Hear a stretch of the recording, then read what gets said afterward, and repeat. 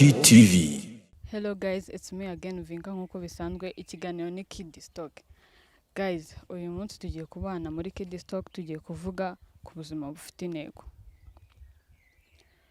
Ese wowe ngaho wicaye cyangwa wowe ngaho uri kunyumva utekereza iki ku buzima bufite intego cyangwa hari intego ushaka kugeraho runaka? Ese ubuzima bufite intego ni iki?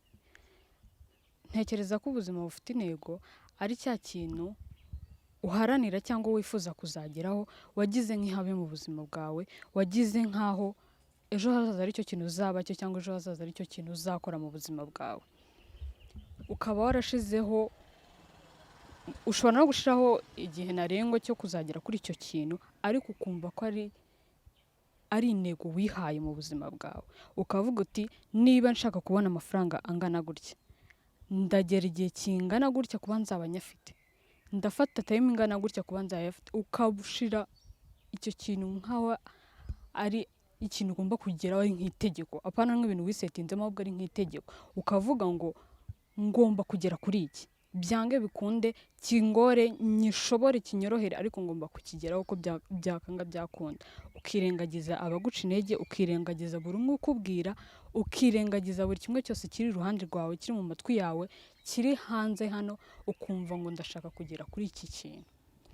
Ubuzima rero bufite intego butwerekeza ahantu bushaka, cyangwa ibintu byari byo byose biba byiza iyo ufite intego, kuko ubuzima ejo uyu munsi hari uwapfuye, none hari umuntu uvuyemo umwuka, ejo hari umuntu waburaye, hari umuntu wabwiriwe, hari umuntu udateganya ko ejo azabaho neza cyangwa azabaho nabi.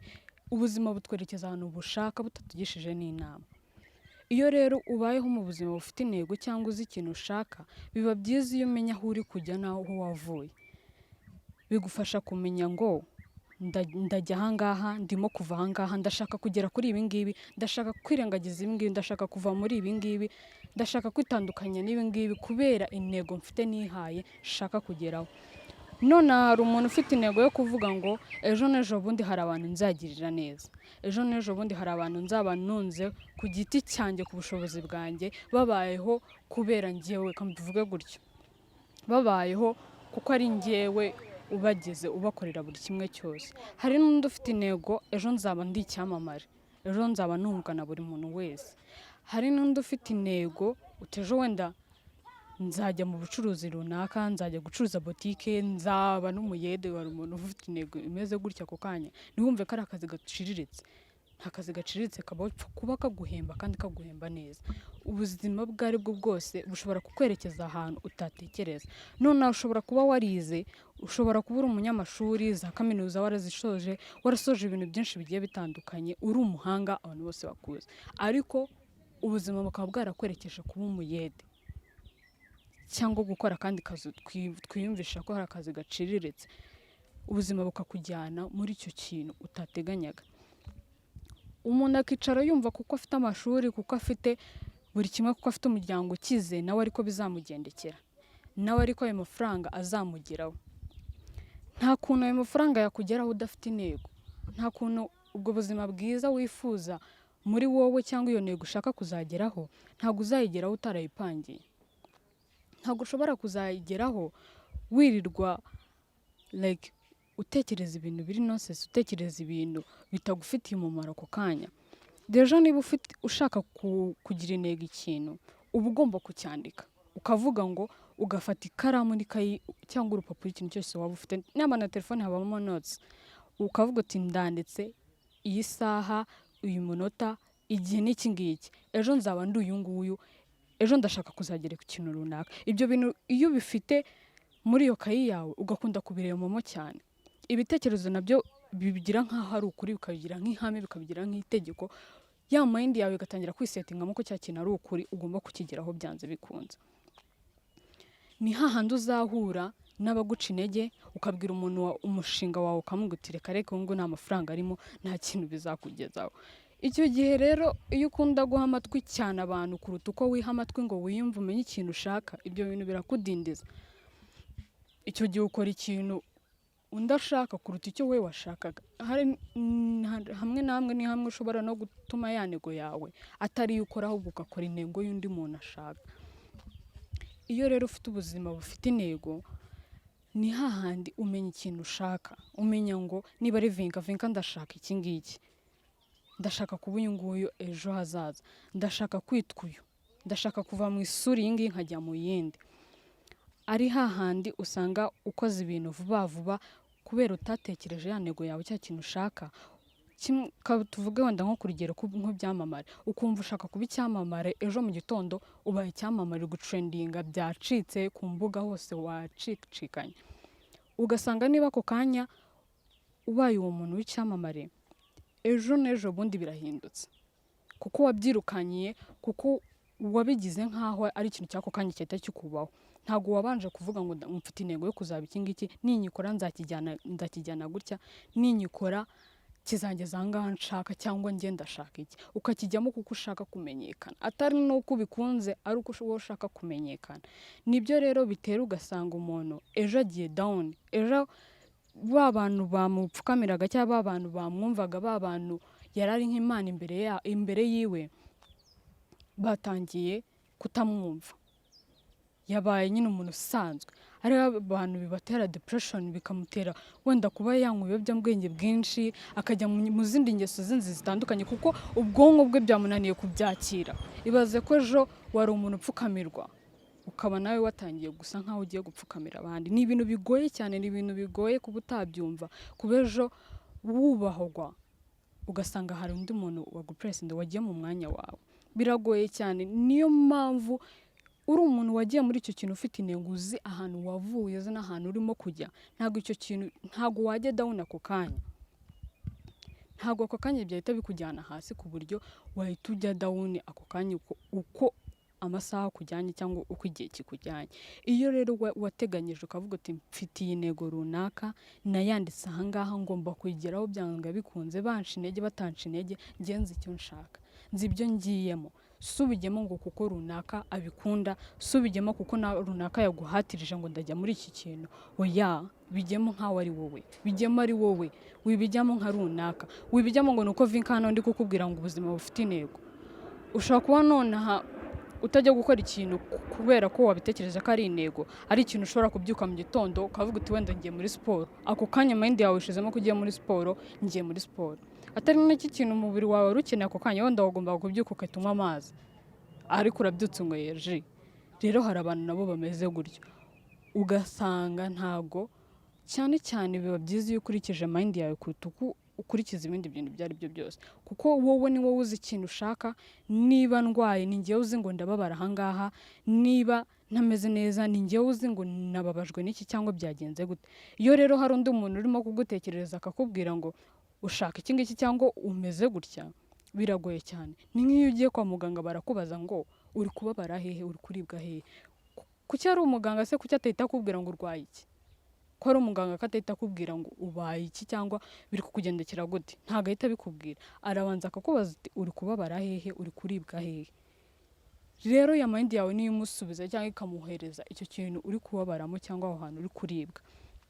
Nta kuntu rero uzabasha kugira ubuzima bufite intego cyangwa ubuzima ushaka ahantu bukujyana aho ushaka, apana aho bushaka, igihe udafite intego.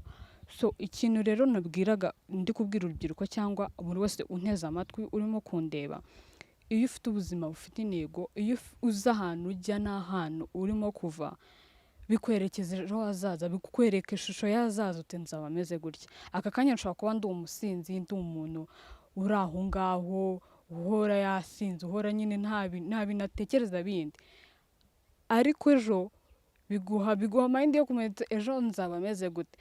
Ejo nshobora kuba wenda inzoga ziyongereye, cyangwa nahuye n'umuntu runaka akangira inama akavuga ati ibi bintu urimo kujyamo ntabwo ari byiza, ibi bintu urimo kwerekeza uri kumva ko ubyishimiye ako kanya, ariko ejo ntabwo uzaba ubyishimiye. Aka kanya ushobora kuba wishimiye umuntu uri we, aka kanya ushobora kuba wishimiye ibintu urimo gukora, inzira urimo gucamo, ariko ejo ntabwo ariko uzaba urimo gutekereza. Ntabwo icyo kintu wahaye agaciro nonaha, ejo ushobora gusanga nta n'agaciro gifite.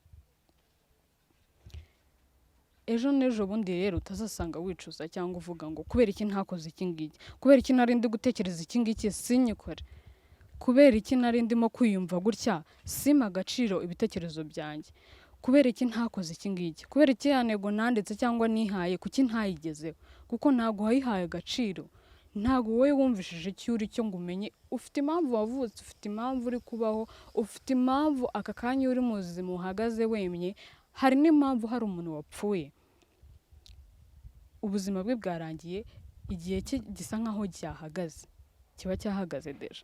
Rero nta kuntu uwo muntu nawe wapfuye wenda nuko bitashoboka ngo agaruke, wenda hari nabo bafite mind yapfanye, abafite imishinga yapfanye, abafite ibitekerezo yapfanye runaka. Kubera iki wowe ugomba kuryamira ibyo bitekerezo byawe, kubera iki ugomba kuryamira izo mind zawe, icyo kintu kiri kugukurura gukora ikintu, icyo kintu kiri kuguhatiriza ngo ukora iki ngiki, kubera iki tutazi kumvira umutimanama wacu. Imana yaduhaye umutimanama wo kujya itubwira inama, ariko ntago benshi tuwumvira. Ubu uri kumva iki ngiki kiri kugushiga ngo ujya muri ibi ngibi, ikindi kikakujyana muri ibi ngibi, ni gute? Njye ndagira ngo mbibarize munansubize muri comment, ni gute ushobora kumva ko iki ngiki wenda kiri kumbwira ngo yego, ikindi kikambwira ngo oya? Ninde uzumvira? Ni wihe murangamutima uzumvira hagati y'aho ngaho? Icyo gihe biragucanga ukibaza se nkora iki, ugatangira gutekereza ibintu byinshi. Hari igihe ushobora kujya muri oya, wenda ariyo yari irimo kugushuka, hari igihe ushobora kujya no muri yego, wenda ari nayo iri kugushuka. Biragoye cyane kumenya ngo urajya hehe. No muri iki gihe biragoye kwizera ngo ndizera nde, ndabwira nde, ndaganiriza nde, ninde muntu uri bunyumve nonaha, ninde muntu ndi buganirize ngo nyumve neza 100% y'ukuntu ndimo kwiyumva n'ibintu ndimo kumubwira. Biragoye cyane guhitamo rero umuntu ukumva cyangwa umuntu uhora ari side yawe, ari kuri side yawe, biragoye cyane. Ntekereza ko ubaye ufite ubuzima bufite intego, hari n'umuntu ku ruhande ugupushinga, hari umuntu ku ruhande ukubwira uti yego, winanirwa, wicika intege, ejo uzabishobora, uwo mushinga urimo wukomeze, ejo n'ejo bundi bishobora kugenda neza, nawe ukaba waba umukire, ukaba wakubaka izo nzu, ukaba wabaho neza, nawe abantu ushaka gufasha ukabafasha. Ibyo bintu byose ushaka kugera, umuntu agahora akubwira uti uzabishobora. Ariko si icyo kintu we wakigeraho gute hari wa muntu ukunda kukubwira ngo hoya, wamubwira iki ngiki akahita kwibwira we wibye ibyo yumvamo, wamubwira ngo ndashaka kugera kuri iki, hoya ingi nta mafaranga arimo kora ibi ngibi, ugasanga we byaramuhiriye, ariko we ntabwo 100% ushobora kuguhira. Hari ikintu Imana yaba yaraduteganyirije, hari ikintu ubuzima bwo bwaraduteganyirije. Niba izi saha nagomba kuzaba mpagaze ngaha mfite mikro, nuko nguko byagenwe, nzaba mpagaze ngaha mfite mikro. Rero ndi nashaka kumbwira ngo ejo nzaba nabaye umuhanzi, bizangora cyane kuba nzajya kubifata ngo mbishire mu mwanya w'ibi ngibi ndimo, bizangora cyane kuko ntago ari byo bintu nateganyirijwe, ntago ari byo geno ryanjye. Ninshaka rero guhunga igeno ryanjye ngo njye mu geno ry'abandi cyangwa igeno bambwiye, bizangora cyane. Ni hahandi usanga ya ntego wari ufite mu buzima, wa mushinga wari ufite, bya byiyumviro wari ufite bikubwira ngo yego cyangwa hoya, wananiwe kuhitamo icyiza n'ikibi. Biragorana cyane rero hano hanze kwicara ngo ubyuke mu gitondo uvuge ngo ngiye gukora iki ngiki kiguhire cyangwa kibi cya nyacyo uko ubyifuza cyangwa uko bitekereza. Ni hahandi tuba tugomba no gusenga, ugomba gusenga. Ubundi biba byiza iyo ubyutse mu gitondo ukiragiza Imana cyangwa ugasenga ku bantu bizera Imana.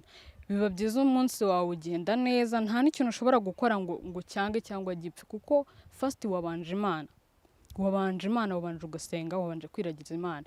Icyo gihe niyo ufite iyo ntego uravuga ngo ngomba kuyigeraho, ngombe nyigeraho byanze bikunze, banshi intege batanshi intege, bankunda batankunda, n'ubundi ntago nuba wumva ko uzashimisha buri muntu wese, nuba wumva ko ugomba gukora ikintu kugira ngo ushimishe runaka, ntago bizakunda. Ntago twemera ibintu kimwe, ntago ibyo ukunda ntago ari byo nkunda, ibyo nkunda si byo ukunda.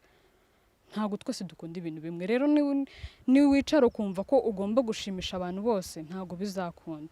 Ishimisha umenye ngo ndashaka iki ngiki, umenye gufite intego runaka kandi ugombe uyigereho. Nta kintu wiyemeje, nta kintu wishize muri wowe kigomba kukunanira. ugomba kuba intwaro yawe wenyine. Niba udafite umuntu ugupushinga, iyeranje nawe wipushinga, kuko ejo n'ejo bundi nta isaha n'isaha niyo upfuye nta muntu mujyana, urijyana. Iyo baguherekeye bashaka kuguherekeza bagiye kugushyingura ariko baragusiga, nta muntu usigarana naho ngaho ngo bagushyingurane cyangwa mugumane aho ngaho. Igihe cyawe kiba cyarangiye, urisigarana. Niyo mpamvu rero niyo ugiye gutekereza ibintu bigufitiye akamaro ejo hazaza, itekerezo wowe wenyine. Icara wihe time yawe witekerezo, umenye ngo ndashaka iki.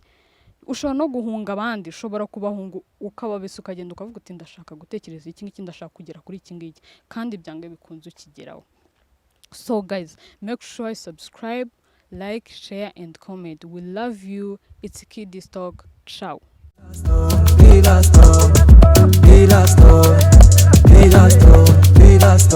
On TTV.